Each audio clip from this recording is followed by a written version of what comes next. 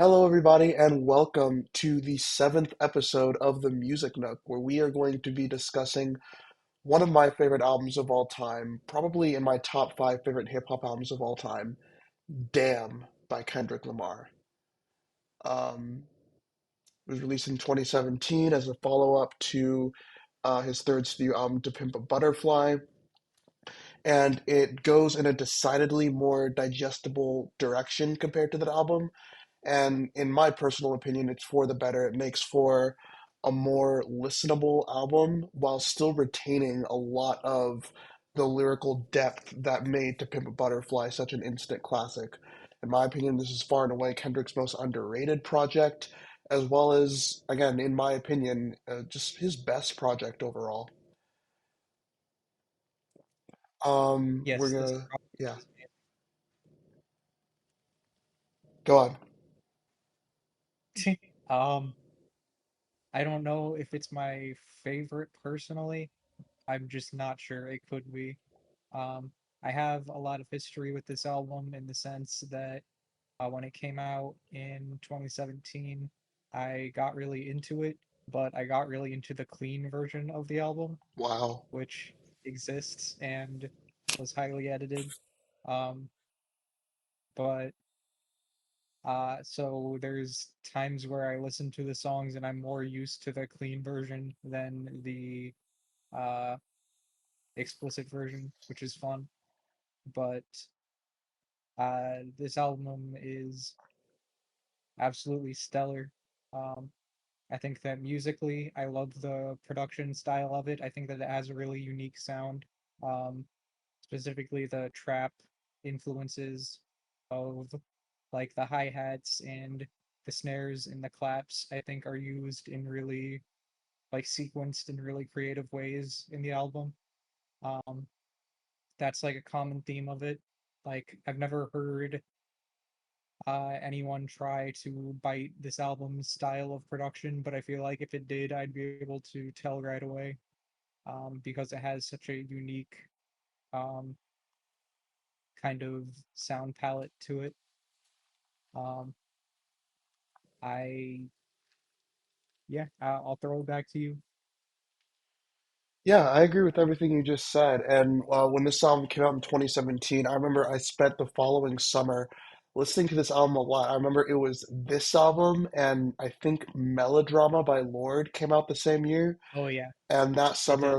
that summer of 2017, it was all Damn and Melodrama for sure, like Mhm, every single day.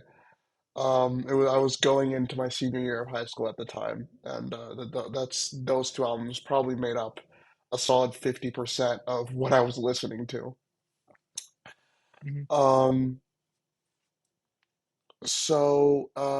let's take it track by track like we normally do. So Are starting you off familiar with Are you familiar with the lore of this album that you can listen to it backwards? vaguely. Yeah, a lot of times revisiting it for this episode, I listen to it in backwards order. You can do that on Spotify with the collector's edition. It's just the same album, but the tracks are in reverse order, and I kind of think I might prefer it that way.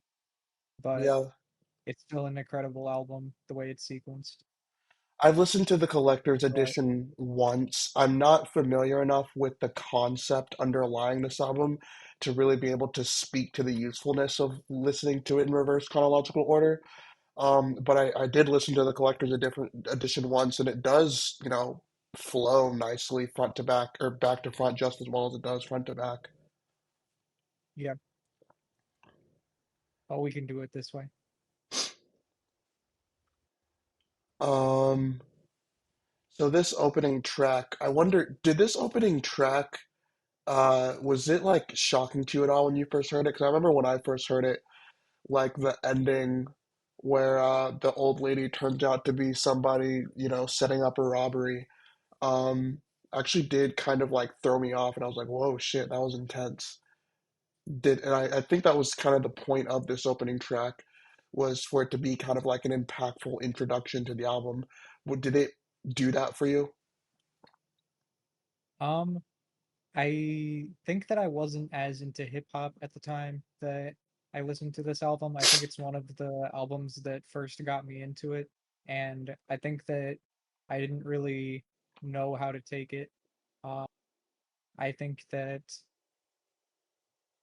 I don't remember having a huge reaction one way or another to it. I think I just thought it was interesting and a good way to open the album, and it kept my attention for sure. Oh yeah.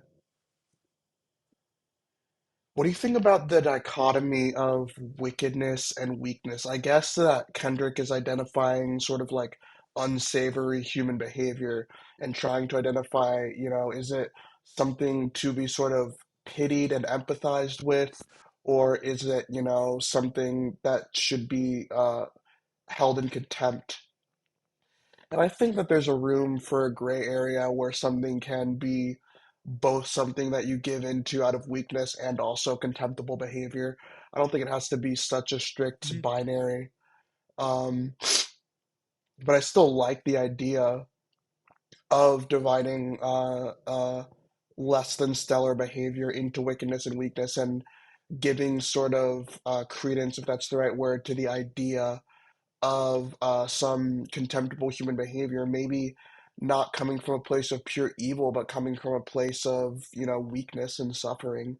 I think I think it's, despite the fact that I don't agree with the strict binary, I think it's a very thought-provoking line.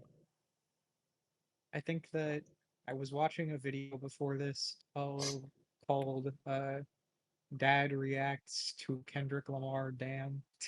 It's a guy and his dad reacting to Kendrick Lamar's Damn, and they had an interesting insight where uh, they said that, and I only watched for like the first couple of tracks because we had to record the episode, but they interpreted it as like, is it the wickedness of the woman, or is it Kendrick Lamar's weakness that he has compassion and decides to help her that leads to his death? And I think that's one way Mm, you could interpret it.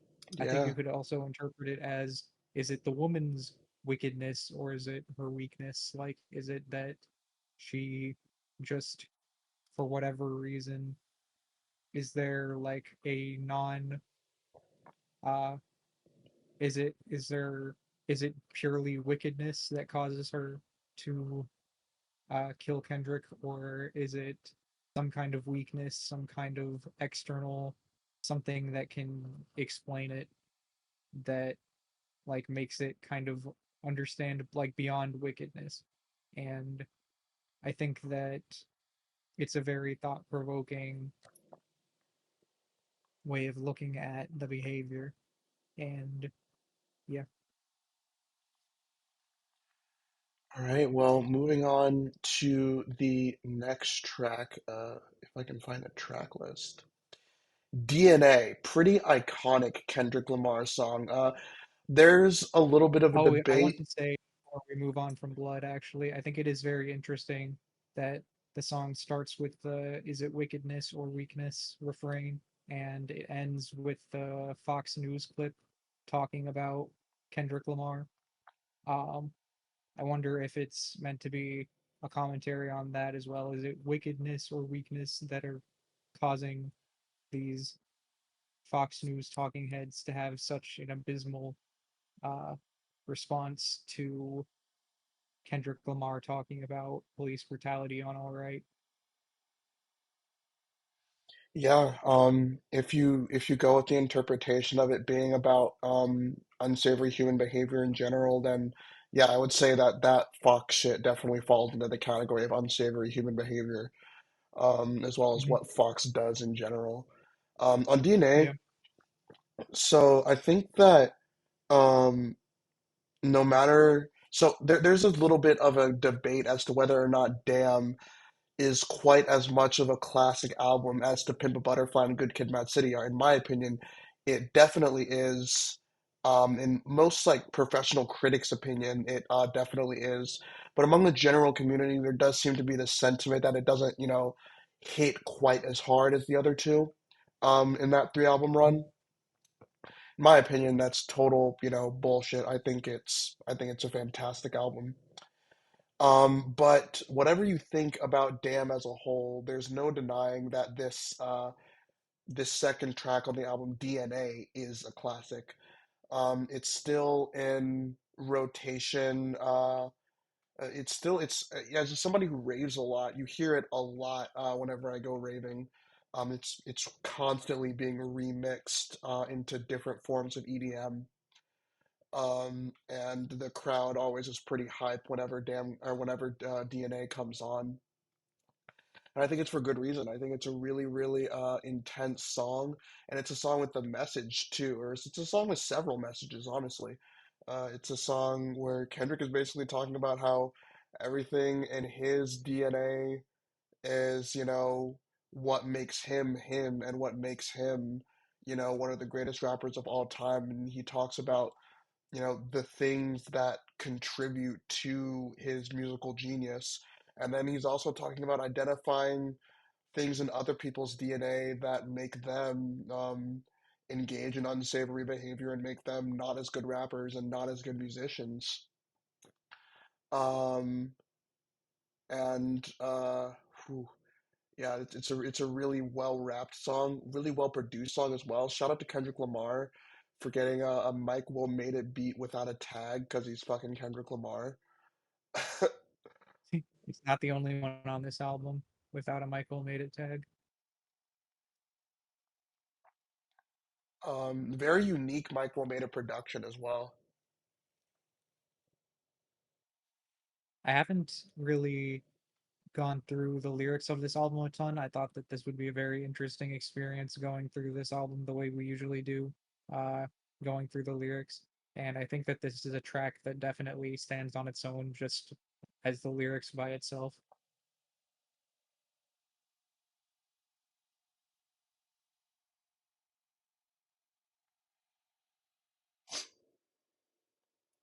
The beat switch is amazing. Yes, one of the better Um, beat switches in rap history for sure. yeah, DNA is an amazing track. Moving on to the third track, Ya. Yeah, yeah, Um, yeah, Ya yeah. Ya. Um,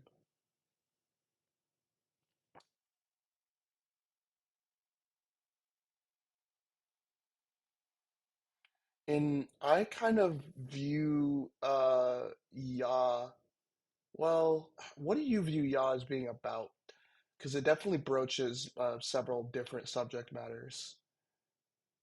I think that uh, Yah probably refers to Yahweh.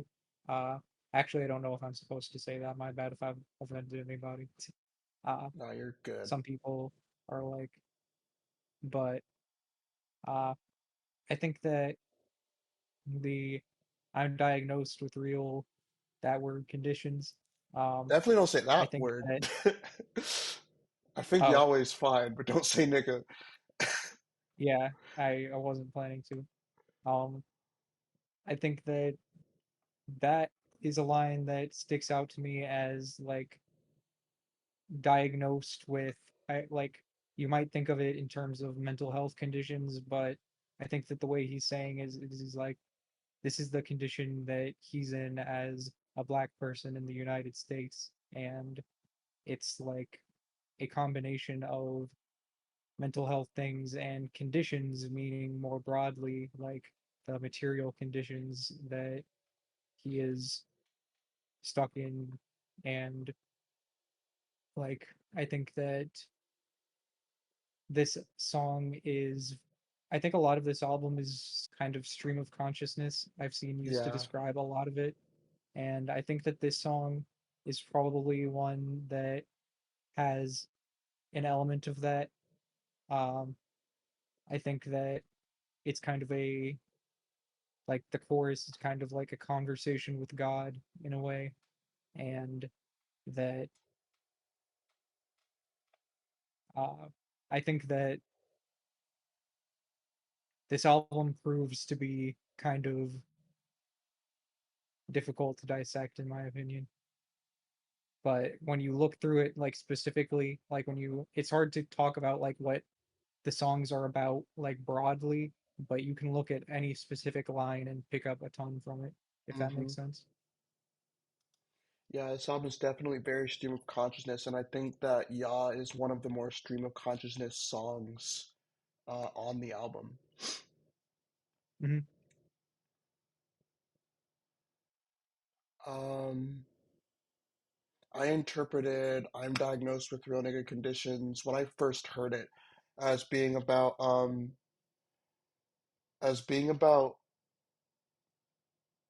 having being saddled with certain afflictions that only bother somebody if they're highly intelligent or highly aware or highly real.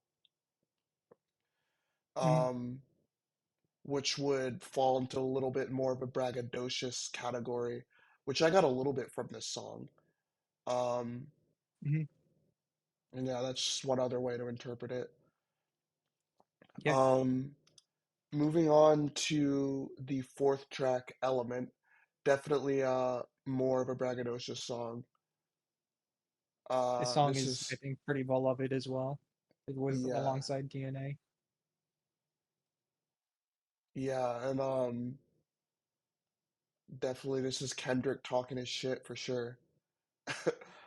If I gotta slap a pussy ass nigga, I'm gonna make it look sexy. If I gotta go hard on a bitch, I'm gonna make it Make look it look sexy. sexy.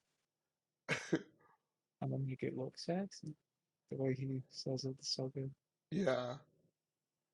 No matter what he does, the haters will never take him out of his element, which is a wonderful sentiment in my opinion. Yeah, I love the opening, one of the opening lines, y'all know what happens on Earth stays on Earth. It makes you think.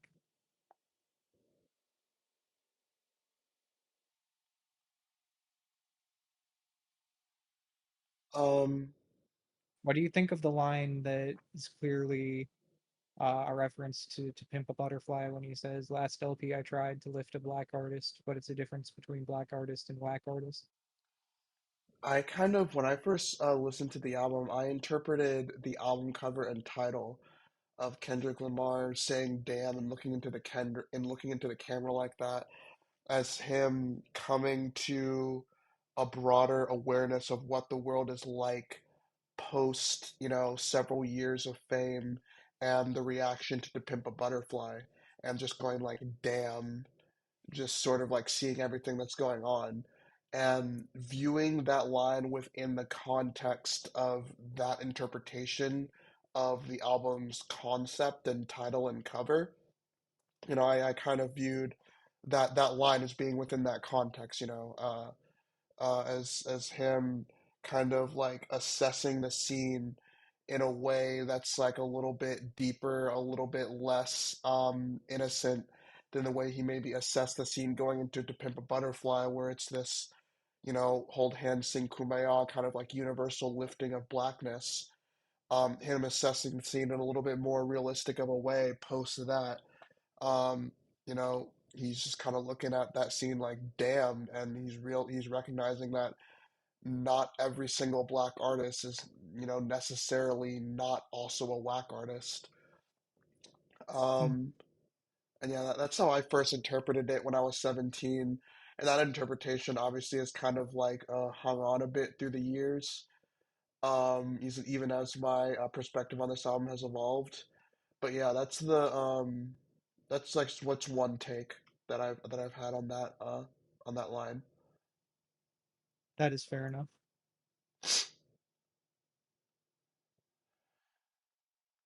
Um,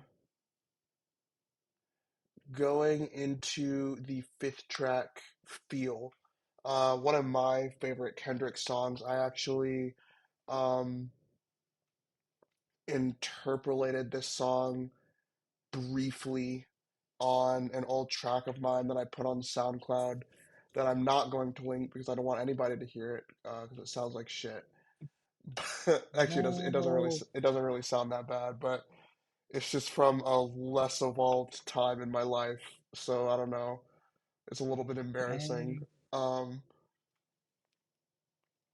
but yeah, anyway, um, I love the repetition of I feel like on this song because it allows him to just vent his feelings. Um, and it just gives him a template to just vent all of his feelings, literally vent whatever is on his mind. This is a song whose entire purpose is venting. And he's able to do that so effectively because of uh, this format that he chose. Anything that he's feeling can just be, excuse me, can just be thrown into a line because every single line starts with "I feel like." I think that was kind of an ingenious move. Mhm.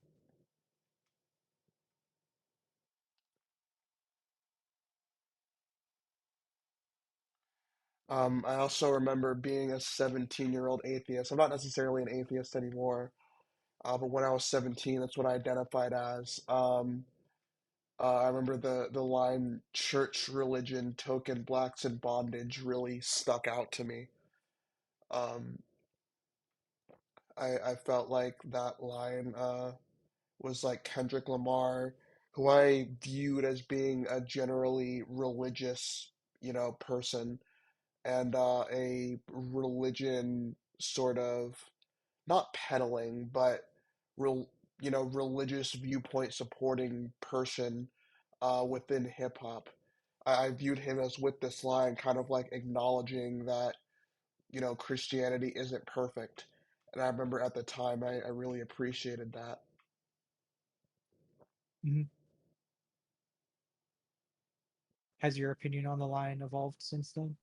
Or because I Not think that's a much very fair because interpretation. even though I'm not an atheist anymore, I'm not necessarily a Christian either. And I can, I think Mhm. anybody who's like not a diehard Christian, hell, even some diehard Christians can acknowledge that the Bible isn't perfect and, it's full of contradictions, etc. And there are some elements to Christianity that are, authoritarian. Mhm. What do you think of the kind of the refrain of this album, which is the "Ain't nobody praying for me," the uh, "Who the fuck praying for me," and the I last line, "I feel like the whole world want me to pray for him, but who the fuck praying for me?" I feel like that refrain is sort of like an ode to hopelessness, which I have a lot of experience Mhm. with as somebody with chronic depression. And I really appreciated that ode to hopelessness. Yeah, I feel like maybe Kendrick feels in a position where people aren't inclined to, at the time of this album at least, like as a very successful black man in America, that a lot of people don't really necessarily feel like a need to pray for him or like a Mm. desire to like empathize with him. And I think that there's something that like I think of since this album came out, since Morale, Mr. Morale and the Big Steppers with Auntie Diaries, it felt like a lot of people didn't like that track and kind of treated him as disposable because of it. That they didn't like how he approached the topic, and thus, like, were like, nah, actually, screw this guy. And I feel like that the fact that he made a track like that, I think, shows partially maybe some growth since this album, that he had confidence to approach the track the way that he did, for better or for worse. And um, I just think that that's something that I think about since Damn has come out, like in the retrospect of his career. If that connects to anyone else, at least, I hope it does. Yeah, I'm sure we'll eventually do Mr. Morale and the Big Steppers one day, but I actually really liked how he approached the topic in Auntie Diaries because he basically extends this olive branch to the trans community from a conservative black perspective. So he's like literally the types of people that are supposed to be most against the existence and thriving of trans people from the perspective of somebody belonging to that ideology. Um, sort of still coming to a place of respect and to a place of tolerance. I don't know if maybe to say conservative is a little bit strong, but still, he doesn't sound very woke on the song at all, right? He definitely sounds like a Mhm. little bit ignorant. And, because of generational poverty and lack of proper education, that is the state that a lot of the black community is in when it regards to opinions on the existence of trans people. And he spoke from that place and still managed to, while speaking from that place, extend an olive branch to the trans community, which I thought was really powerful. Mhm. Um, Going into the next track here, Loyalty. In my opinion, between Loyalty and Love, this is the better like love song on the album. That's just my You hot think take. loyalty is better than love? Yeah. I mean, Dang, yeah. that is a hot take. Really, it's a hot take. Okay. No, I've always since I first heard this album liked Loyalty better than Love. Mhm. Loyalty has grown on me a lot. It used to be a song that I didn't like as much, but I still enjoyed, like especially in the context of the album. But it's grown on me for sure. Yeah, and I like the idea of Kendrick Lamar sending out an ode to loyalty as well Mhm. on this album. Loyalty, loyalty, loyalty. Yeah, loyalty is important. Loyalty is important. It is. Definitely not quite as valued as it once was in society, and I think that's for the worst. Just my opinion. Yeah. For the worst, sorry. Gotta be grammatically correct. Nah, Grammatically I got you. correct. I gotta speak right. Speak proper. Um, Nah. I actually learned in my cultural anthropology class that the idea that people think differently based off of the way in which they speak is actually complete bullshit. That if you're able to generally understand what somebody's saying, the way that they're conceptualizing what they're saying in the head is not necessarily, fundamentally different from the way that you're conceptualizing it. Like the way language is like formatted and framed doesn't necessarily define how it's coming about in your mind. I'm sure that there are some philosophical, doesn't necessarily, sorry, that was a weird way to put that. The way that you format and frame language doesn't necessarily define how the concept that you're trying to uh, get across comes about in your mind, if that makes sense. I'm sure there are some philosophical perspectives that would disagree with that, but I tend to agree with it.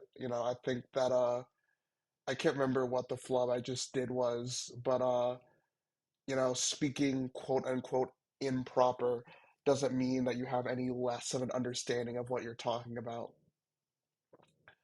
Yeah. Um, and African American vernacular English, as I think is what it's called. Let me Gemini that real That is quick. correct. Yeah, yeah, is not necessarily doesn't necessarily bode more ignorance or lead to more ignorance than quote unquote proper English. Yeah, But anyway, definitely. that was just a fucking tangent. But yeah, loyalty is definitely not as strongly valued of a trait as it once was, and I think that's for the worse. Um, Mhm. and I appreciate Kendrick Lamar dedicating a song to it on his, in my opinion, best album. I like that this song samples a Bruno Mars song that came out like maybe less than a year before or something. Like it was very recent at the time. And I like songs that take like recent samples, which Kendrick Lamar has done before and since, but I like.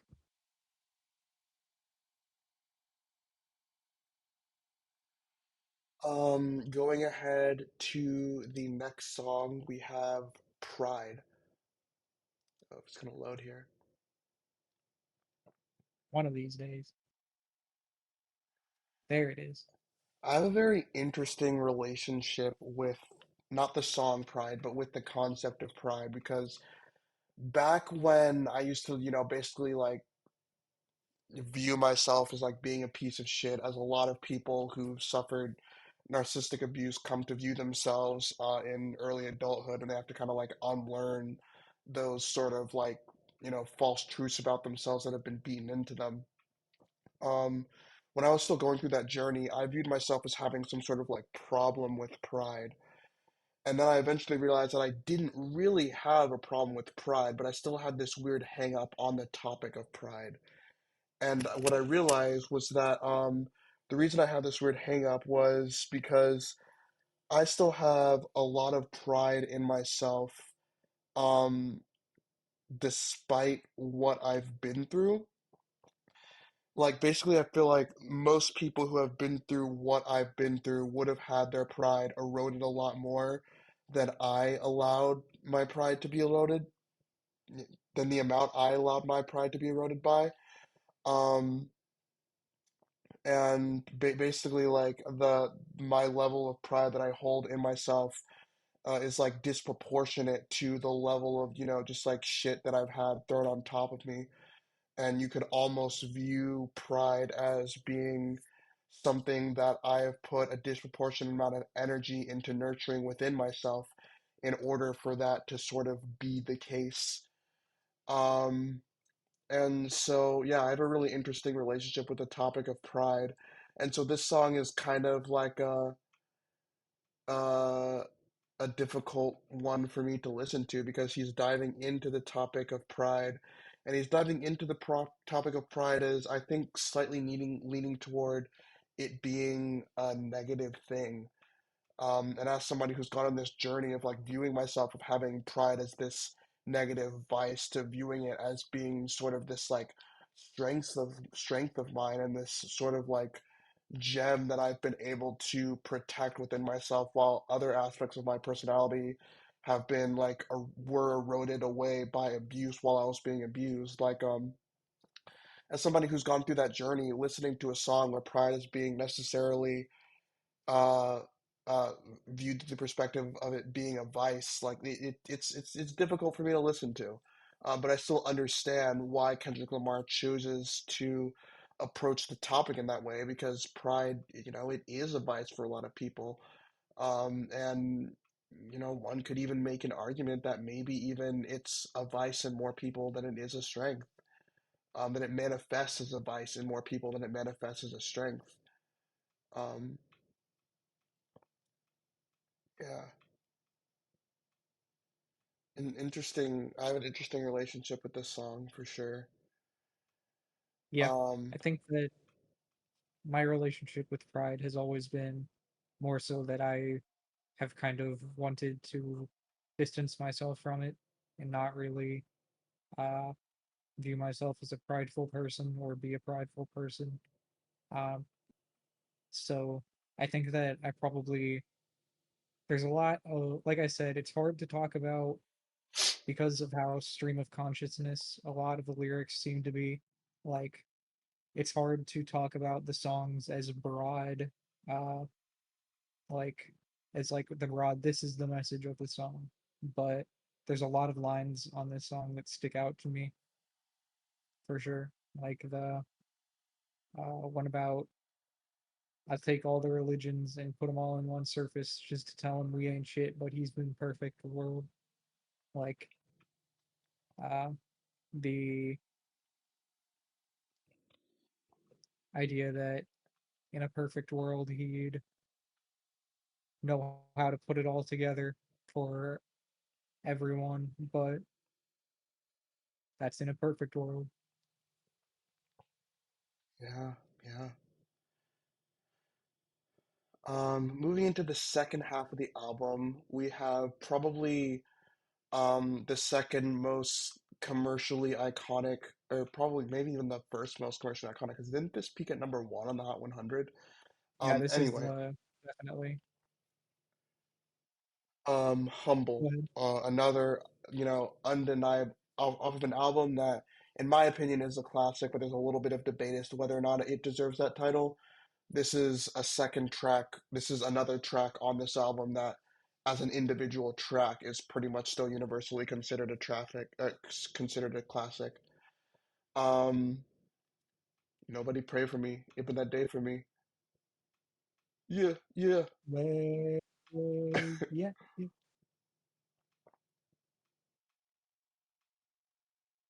And I love how it very good. follows up Pride. It follows up this song which interprets pride as being a vice with this other song whose chorus goes, "Bitch, sit down, be humble." Very smart sequencing there. Hmm. And also very strong handed, very heavy handed way of establishing superiority in a stereotypically hip hop way. Um, and I don't mean heavy handed as in, like ham fisted. I mean just kind of just like intense, right? Um, Kendrick Lamar does what a lot of hip hop artists feel that they're supposed to do on a hip hop track, which is talk their shit. And he's doing it in like a really intense way where he's not only talking his shit, but he's also saying, like, bitch, just sit your ass the fuck down. You already know, like, I'm the shit. Like, it's a really fun song. Um, Hmm. I also like I also really especially like the line "Soprano C." We like to keep it on a high note. I don't know why that line just kind of does it for me.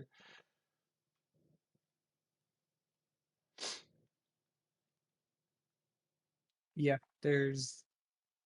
I like how it starts out with I remember eating syrup sandwiches, and I remember syrup sandwiches and crime allowances. Like it starts off with him establishing like where he came from, and then it's that's when it gets really braggadocious, like you said. Also, that "Ooh, that pussy good, won't you sit it on my taste buds?" It's like taste buds. I never got that line. Check the annotation. Where is it? This fucking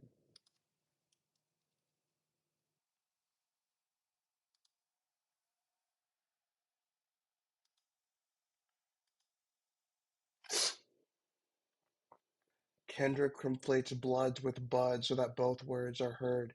He mentioned his Tate's Bloods previously in the God is Gangsta extended music video, where is where there is a frame that displays the words "My taste bloods is expensive."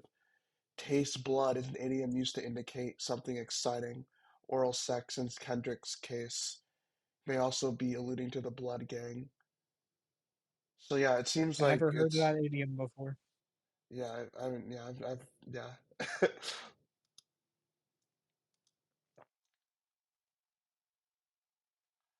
I guess that's something that maybe Kendrick Lamar says from time to time, or even a lot in his private life, or used to say.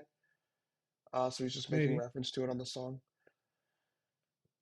Um, Oh, this track, this weird ass song. Weird ass song. One of This the song is darker very songs on the album important. too.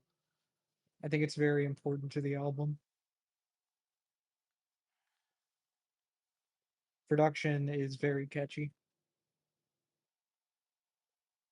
memorable with the reversed uh, drum sounds and then the repetitive, super catchy guitar line, the weird sample that pops in at two parts.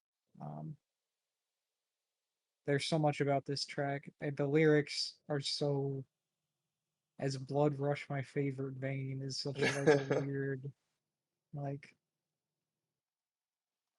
such a way of saying that. Such a And way. he truly has a way with words in this song. And I don't mean that as a joke. This is almost like, did you feel that this is almost like these walls of Damn? Like he's kind of like These Walls was a pretty popular song off To Pimp a Butterfly, and he almost felt like he needed to make like another sex-oriented song for this album because like that one was such a hit. I never thought to compare those two together, but I can kind of see it when you put it like that. But I don't think that he necessarily thought he needed to, because this is definitely not one of the more popular songs on the album. Uh, so, but it's I'm not 100% sure what to make of this song, to be honest. Yeah, I think Kendrick Lamar is lamenting lust as not just this very specific phenomenon of sexual desire or unhealthy sexual desire, but rather a pattern of behavior that has to do with repeating toxic cycles that keep one stuck and keep one from self-actualization. And I think that's the kind of definition of lust that Kendrick Lamar ends up going for on the song. Hence, the talking about how people woke up when Donald Trump won the election, but then ended up with, reverting back to their daily programs, stuck in our ways. Um, Mm, and yeah. I see. That actually makes a lot of sense.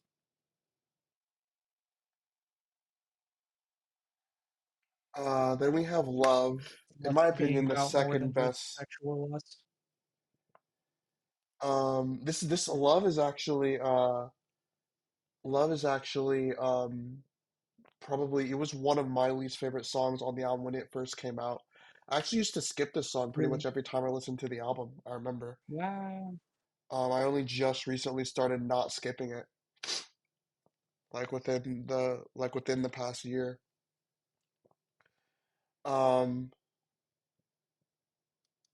but it's a good song, you know. It's a It is nice, good.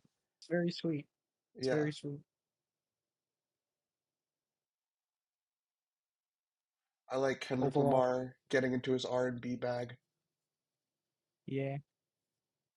I think it's very catchy.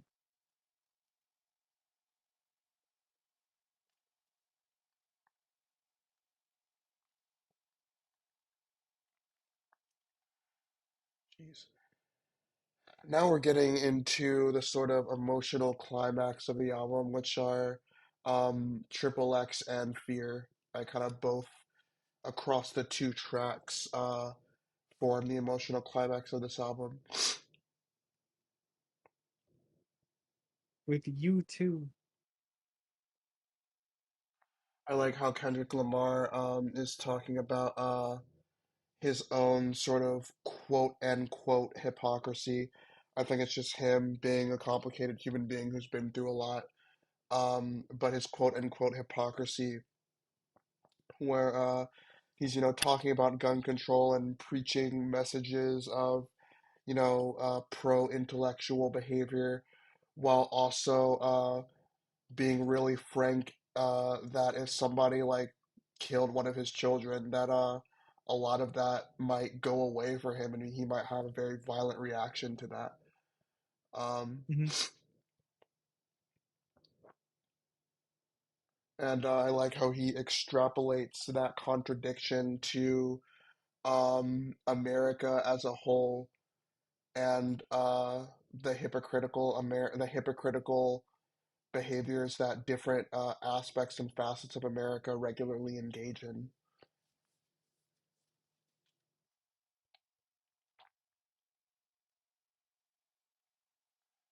Different Our thoughts to be scared of populations. us, gang members or terrorists, etc., etc. Homicidal thoughts. Donald Trump's in office. Yep. We lost Barack and promised to never doubt him again. I never made that Some promise. people did not. Some people, yeah, some people did not listen to that line I was saying.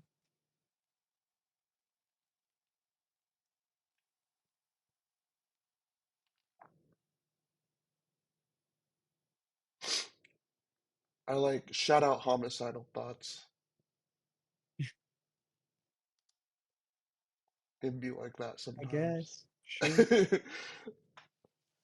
Then we have the second part of this two-part emotional climax, fear, where Kendrick Lamar talks about what he feared most at three different points in his life: at the age of 7, at the age of 17, at the age of 27. And at the age of 7, it was his mother. At the age of 17, it was dying, and at the age of 27, it was a lot of the things that came with that was coming with his newfound fame.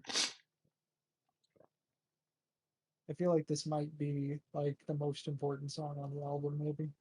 Yeah, I think a lot of people feel that way. Hmm. Personally, the first verse hits a little bit too close to home for me.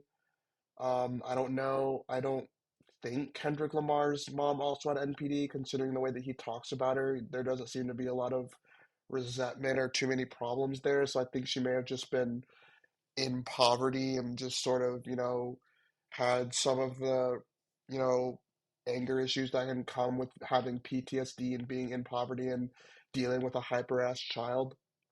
But still, beating kids is nevertheless abuse. So, definitely still behavior that we wouldn't want to consider, acceptable or that we wouldn't want to endorse. And it really hits close to home for me because this is like literally like the exact way that my mother used to talk to me. Like literally like every other fucking sentence was like, I'll beat your fucking ass if you don't shut the fuck up, if you don't sit the fuck down. So like the first verse hits really close to home for me. Um, and then the second verse, I don't relate to quite as much. I think when I was 17, I was more afraid of withering away and dying alone after high school ended. Without that like support system, that was what I was afraid of at 17. And then obviously like I will hopefully never be in the public eye, so I will never have to relate to the verses 3 and 4. Um, or verse 4 actually, now that I'm looking at it, does kind of broach some different topics than verse 3. Fear of losing creativity, fear of missing out on you and me, fear of losing loyalty from pride, because my DNA won't let me evolve in the light of God, fear that my humbleness is gone, fear that love ain't living here no more, fear that it's wickedness or weakness, fear that whatever it is, both is distinctive, fear that what happens on earth stays on earth, and I can't take these feelings with me. Actually probably relate to a lot of the stuff on verse 4, and I think a lot of people could probably relate to fearing a lot of the stuff that Kendrick talks about fearing on verse 4. But basically, verse 1 hits really close to home. Verse 2 and 3, I don't relate to quite as much. And then verse 4 also hits really close to home. So, like, on this entire song, I'm either, just like reeling from the fact that Kendrick Lamar is speaking to some of my deepest pain in a really intense way, or slightly dissociated because he's talking about stuff that I don't really know about. Um, but, despite my personal relationship with the song, I can definitely understand why a lot of people consider this to be the most important track on the album. It definitely dives deepest into Kendrick Lamar's inner being. It dives the deepest into Kendrick Lamar's inner being, when compared to other tracks on the album. And then there's this weird outro that could be viewed as, flirting with anti-Semitism. Um, but it is the reality of, you know, being black in America. This is rhetoric that that a lot of people do end up being fed, that black people are the true Israelites. That's a narrative that exists and has a place in the black community for sure. Whether you think it should or not, it has its place, and it's definitely a thing. So if Kendrick Lamar's purpose with his music is to kind of communicate the black experience, if that's one of his purposes, you can make an argument as to whether or not it's problematic as to whether or not this rhetoric is problematic, but he's definitely communicating the black experience by including this outro and including this phone call because This is definitely a facet of Black life for a lot of people. The true Yeah. Israelites narrative. I didn't necessarily interpret how he handles it here as anti-Semitic. Yeah. Um, I think that Mm, maybe. there's I don't know. I don't want to like over intellectualize like the point that he's making too much, but there's a way that you could definitely view it as the way that the Israelites are described in the Bible, like specifically in like Exodus, the experience of Jewish people being slaves in Egypt, for example. Like you could definitely view blacks, Hispanics, and Native Americans as the modern day uh like uh like taking the torch there. Um, Within the and context of American culture, there's definitely many populations around the world that could relate to how the Israelites are done in Exodus for sure when we're talking about other continents and stuff. But yeah, yeah, within the context of North America, I can definitely see how blacks, Hispanics, and Native Americans could be viewed as going through like a plight where you could draw parallels between it and the plight that the Israelites went through in Exodus. yeah, I think it's a very important part of the album to include that. And it's one that I think challenges me and challenges like other white fans of Kendrick to look at this and be like, well, what's my place in all this then? And I think it's my job to then go, well, my job to be in I went to a film festival over the weekend and it was based around like international human rights and had a lot of films based around that. And they described it as uh, white people being accomplices more than allies. And it's like, well, guess that's my place then. Dang. I mean, As they should be accomplices more than accomplices to uh, oppressed people, wait, I should what? say. Or they should be As viewed as being accomplices? no, no, that's what they you should strive to be. An accomplice? Yeah, In the to oppressed people more than an ally to oppress people. you should strive to be an accomplice in the subjugation of colored people. No, no, no, no. To an accomp. Oh shit, no. An accomplice to colored. To I shouldn't say that. An accomplice to oppressed people. No, you're fine because I just said it, so that makes Yeah, sense. Um, but yeah, yeah, yeah, I get what you're saying now. I was really confused for a second. I was like, huh? yeah, no. That required clarification.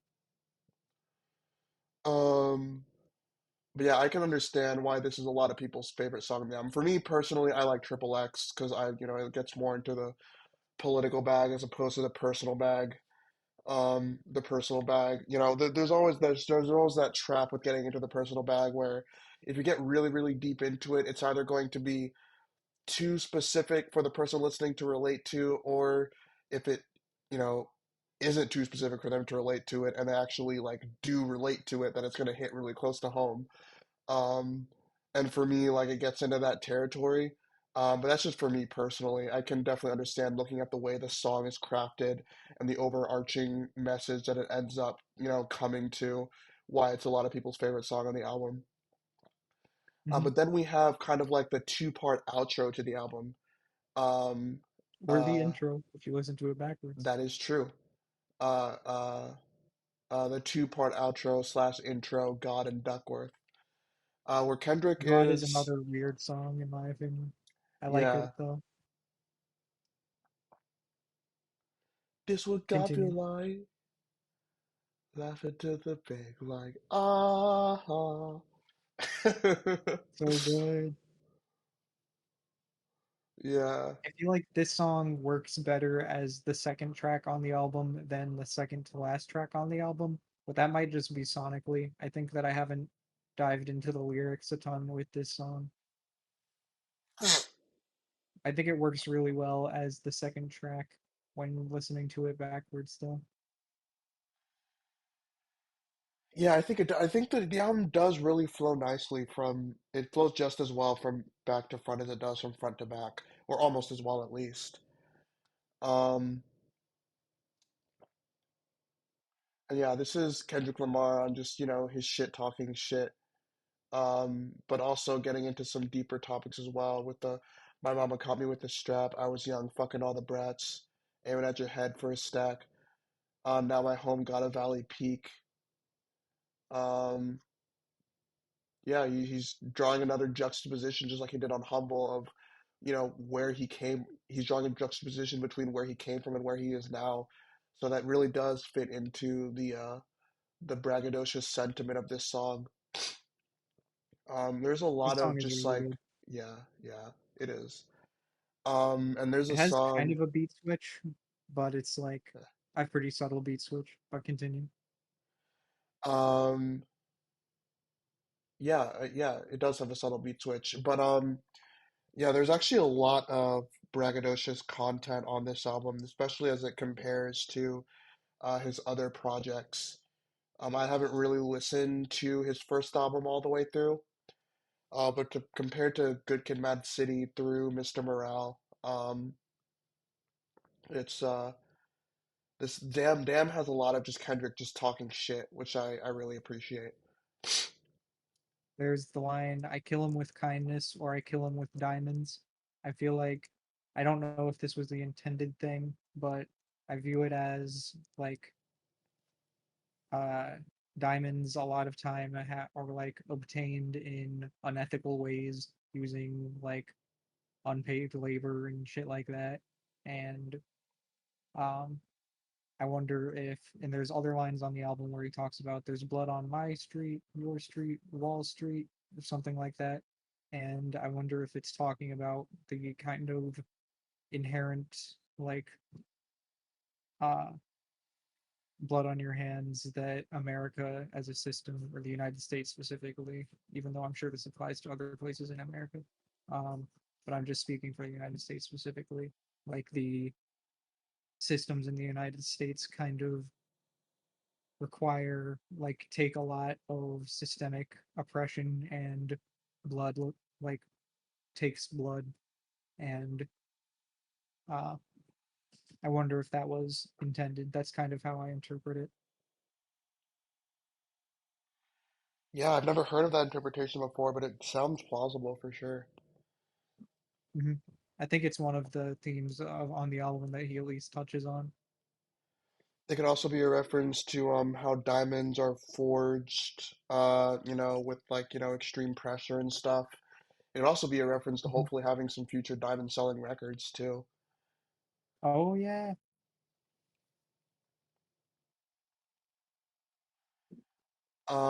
Then we like the have reference to Minecraft. it could be a reference to Minecraft. I don't know why I got so I excited. had to say that. I was thinking that, and I was like, this is such a silly, like this is such a worthless thing to say. But I was like, I have to say it. And then last, but certainly not least, we have the outro slash intro, Duckworth, where he tells the story of how the story gets a little bit complicated for me, but I think it's about how a simple act of kindness between the man who founded Top Dog Entertainment and Kendrick Lamar's own father kept Kendrick Lamar's father from being killed, which resulted in Kendrick Lamar um, being born and potentially uh, the founder of Top Dog Entertainment, you know, not going to jail and being able to found Top Dog Entertainment, which you know, led to Kendrick Lamar coming about as a career and as a force in hip hop, and led to all of his like really really important music being released. Mhm. This is one of the more uh, straightforward storytelling songs, Yeah, and I think it's a really beloved song as well.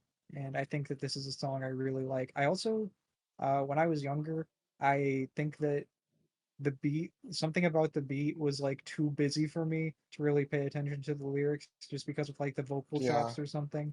It was like there was yeah. like talking in the background, but it's grown on me a lot since then, and I'm able to actually fully appreciate it and be like, this is like a perfectly produced song. Like this is the production on this song is amazing.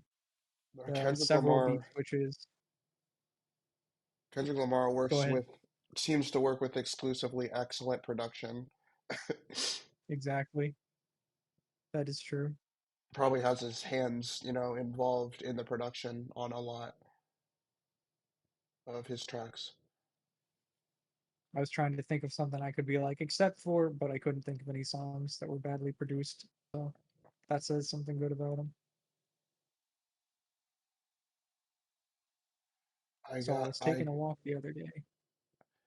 reading these lyrics backwards. They go, I got loyalty, got royalty inside my DNA, cocaine quarter, cocaine. Are you gonna do the whole Whatever. thing? I'm gonna start doing the whole Okay. album. Yeah. The first hour of the podcast was us discussing the album, and the second hour is just going to be me struggling through reading the entire thing backwards. Mhm. Um, but yeah, that's Damn by Kendrick Lamar. One of my favorite albums of all time. Definitely one of my favorite hip hop albums of all time. My favorite Kendrick Lamar album. It strikes that balance perfectly between commercial appeal and genuine depth that just really does it for me. Yes, this album is so amazing. I love it a lot. I was really glad to revisit it for this podcast, um, and to grow even deeper in my appreciation. I plan on probably watching more videos about this album and learning more about it. Uh, Maybe this will be one that we come back to sometime if I happen to have a ton more thoughts about it, but maybe I won't. We'll just have to see. Um, but I really love this album, and I'm glad that you recommended it. Hell yeah. What are we going to be doing next week? I decided we're going to be doing Journey Through the Secret Life of Plants by Stevie Wonder. Hell yeah, Stevie Wonder. I've never listened to a Stevie Wonder album all the way through. Ah, you're missing out so much. You're gonna love this one, I hope. But yeah, good episode. Thanks, I hope. Thanks for listening, if anyone has. And If yeah, no one has, shout out the darkness. Shout out yes, the void. we'll we'll get fans one day, and then they'll come back to revisit this episode and be like, "Dang, they had no idea what they were doing." But All it'll be right. great. We'll see you guys next week for Stevie Wonder. Yeah. Goodbye, everybody.